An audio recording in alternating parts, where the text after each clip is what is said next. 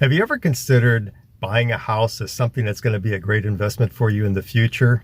Well, that's what we're all told, is that it's going to be our biggest investment. But you know, some of the richest people in the world live in the same house that they bought many, many years ago. And why is that?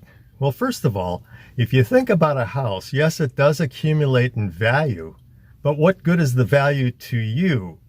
When you sell it eventually, you still have to live somewhere. In the end, really, your house's investment becomes the inheritance that your children enjoy later on in life.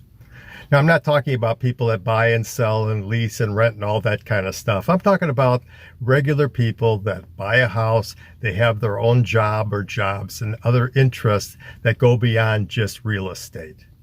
If you have a situation where you're saying to yourself, you know, I've outgrown my house. Well, have you really outgrown your house? Or have you outgrown the way that you use that house?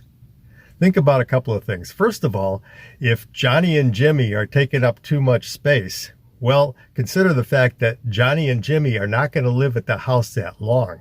So if you can make it so that you can all coexist in that house reasonably, then they're going to be gone and you won't have to downsize in housing later on. It'll fit you just right.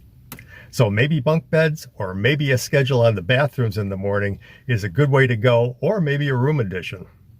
In the end, I think buying a bigger house doesn't make a lot of sense.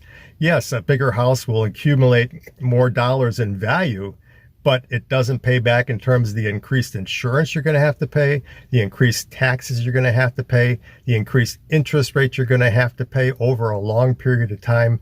None of those things are going towards the accumulation of value of that particular property.